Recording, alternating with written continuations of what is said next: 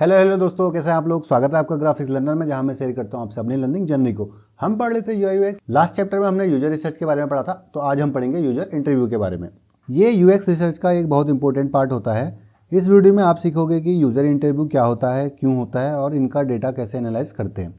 तो चलिए शुरू करते हैं। सबसे पहले पार्ट हमारे पास आता है कि यूजर इंटरव्यू होता क्या है। यूजर इंटरव्यू एक स्ट्रक्चर कन्वर्सेशन होता है जिसमें हम यूज़र के साथ उनके एक्सपीरियंस, प्रॉब्लम और एक्सपेक्टेशंस के बारे में बात करते हैं। ये डिज़ाइन डिसीजन को गाइड करता है, एजम्पशन को तोड़ता है कि हम कुछ अज्यूम ना करें कि ऐसा हो सकता है वैसा हो सकता है। जो यूज़र हमें इनपुट दे रहा है हम उसी के अकॉर्डिंग अपने डिज़ाइन करते हैं, ठीक है। और रियल डेटा प्रोवाइड कराता है, ठीक है हो गया। इसके अंदर हमारे पास स्ट्रक्चर कन्वर्सेशंस रहते हैं, अंडरस्टैंडिंग यूज़र नीड को हम अच्छे से अंडरस्टैंड कर पाते हैं। प्रोडक्ट को डिज़ाइन करने में एक डिसीजन मिलता है अच्छा सा, और यूज़र का सेटिस्फेक्शन हम दे पाते हैं, ठीक है। अब बात करते हैं यूज़र इंटरव्यू क्यों ज़रूरी होता है, ठीक है। मोस्टली हम अज्यूम कर लेते हैं कि यूज़र को क्या चाहिए करके, पर रियलिटी अलग होती है। यूज़र इंटरव्यू हमें हिडन पेन पॉइंट्स दिखाता है जिसमें हम बेटर सॉल्यूशन डिज़ाइन कर सकते हैं। सिंपल वर्ड्स में ये प्रोसेस प्रोडक्ट को यूज़र फ्रेंडली बनाता है। इसमें क्या होता है कि अनटेस्टेड अजम्पशंस जो होता है हमारे पास, replying on guess work and instruction, relying on guess work and institution, तो इस पे हम लोग वर्क कर रहे होते हैं, ठीक है नहीं। For assumptions to user centric solution, assumption से लेकर के यूज़र सेंट्रिक सॉल्यूशन पे हम इसमें पहुंचते हैं, इसलिए ये ज़रूरी है, ठीक है। इनमें गैस वर्क पे रिलाई नहीं करते, कोई इंट्यूशंस पे वर्क रिलाई नहीं करते। यूज़र इंटरव्यू क्या है, गैदरिंग रियल यूज़र फीडबैक, ठीक है। तो इस पर हम क्या करते हैं, कलेक्ट करते हैं रियल यूज़र का फीडबैक। जो भी हमारे पास रियल यूज़र का फीडबैक होता है उसे गैदर करते हैं, ठीक है। इसमें पेन पॉइंट डिस्कवर कर लेते हैं हम लोग, अनकवरिंग द हिडन और यूज़र फ्रस्ट्रेशन। कुछ ऐसा है कि यूज़र कोई चीज़ है कि अब ठीक है सामने से लिख नहीं सकता, हमारे रिव्यू फॉर्म में नहीं लिख सकता, या फिर अब जब उसके पास आप जाओगे उससे बात करोगे तो वो आपको क्लियरली चीज़ें बताएगा कि ये फ्रस्ट्रेशन होती है। तो pain point, hidden pen points को इसमें हम पॉइंट आउट कर सकते हैं। Uncovering the hidden user frustration, user का कुछ ऐसा फ्रस्ट्रेशन है जो हिडन है, जो वो रिव्यू फॉर्म में नहीं बता पा रहा है या फिर सीधे सामने से नहीं बता पा रहा है। इस इंटरव्यू में वो चीज़ें क्लियर कर देगा आपको, ठीक है। उसका फ्रस्ट्रेशन आप पता कर सकते हो इस यूज़र इंटरव्यू में। नेक्स्ट आता है हमारे पास अंडरस्टैंडिंग ऑब्स्टेकल्स। ऑब्स्टेकल्स को कैसे अंडरस्टैंड करना है, आइडेंटिफाई व्हाट स्टॉप्स यूज़र।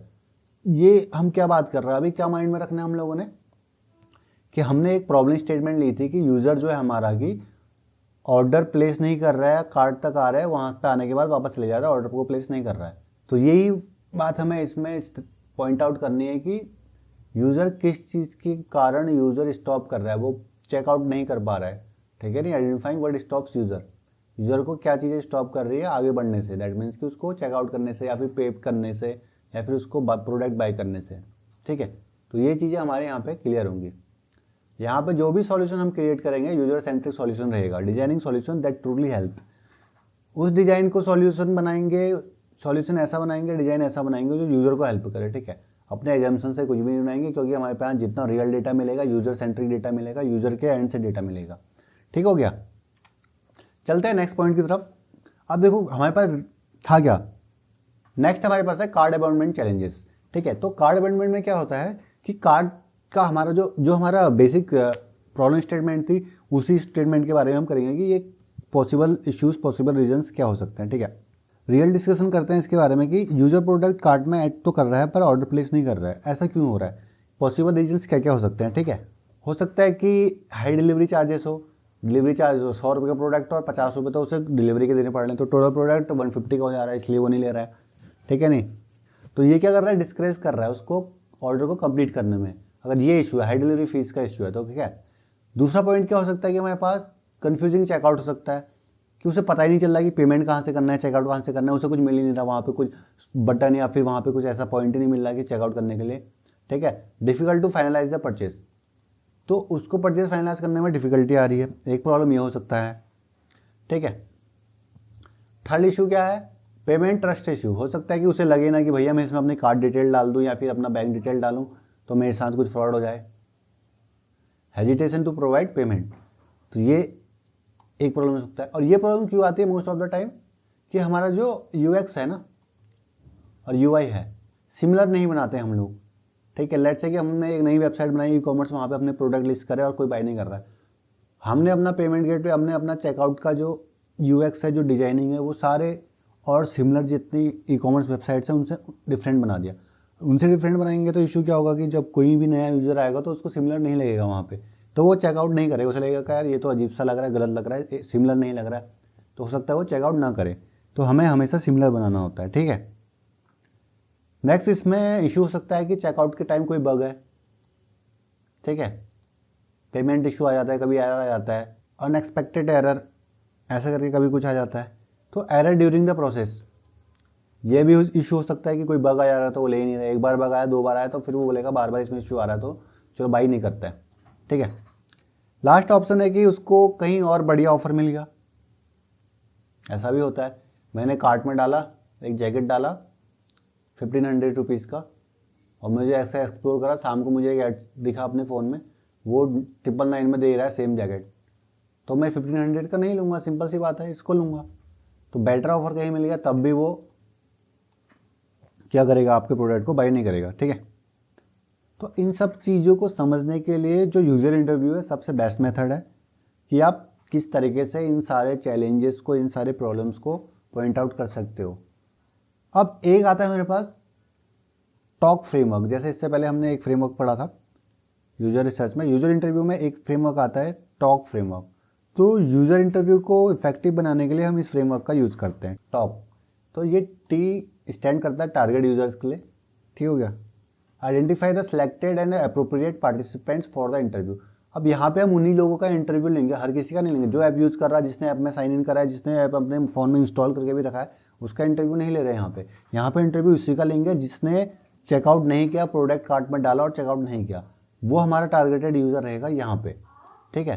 तो क्योंकि प्रॉब्लम ही हमारी ये है कि चेकआउट नहीं कर रहा है प्रोडक्ट को कार्ट में डालने के बाद, तो ये प्रॉब्लम वही बता सकता है जिसने कार्ट में प्रोडक्ट को डाला होगा ना।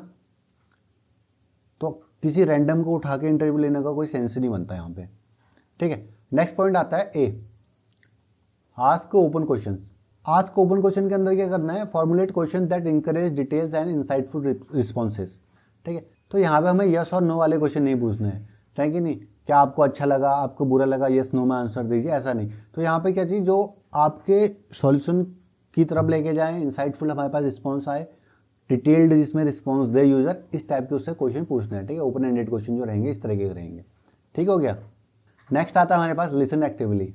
बी अ गुड लिसनर वाली थ्योरी यहाँ पे अप्लाई करनी है। हमें यूजर को सुनना है अच्छे से, उसे डिस्टर्ब नहीं करना है, इंटरप्ट नहीं करना है बीच में अपने नए क्वेश्चन डाल के, ठीक है। अगर वो आपकी प्रॉब्लम बता रहा है तो एक पूरी जर्नी बता रहा है आपको अपनी, कि मैं ये गया, ये करा, देन ये हुआ, देन ये हुआ, इसलिए मैंने ये नहीं करा।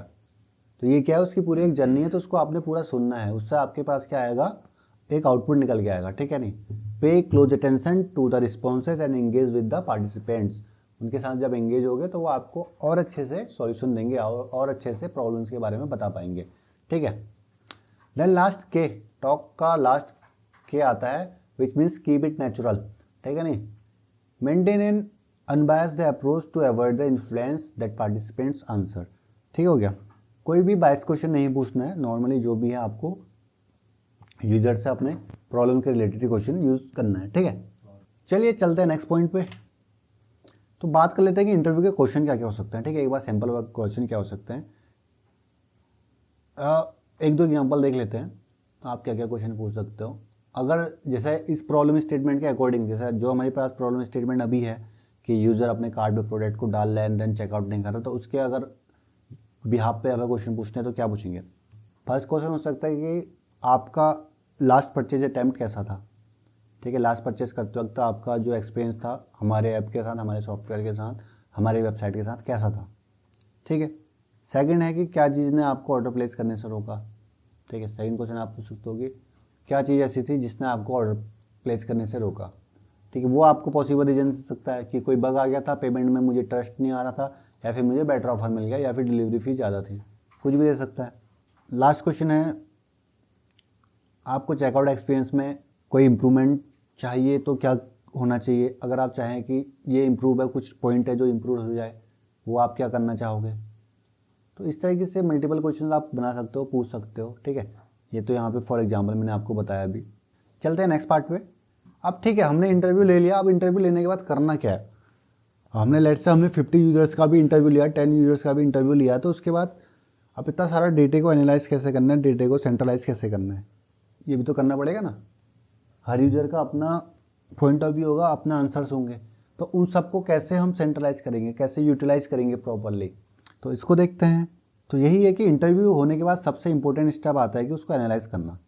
ठीक है, इंटरव्यू को ट्रांसक्राइब करो, ठीक है, कॉमन पैटर्न्स को हाईलाइट करो, एफिनिटी डायग्राम बनाओ और इशू को प्रायोरिटी ऑर्डर में ऑर्गेनाइज करो। Prioritising issue and pattern, highlighting की थीम्स।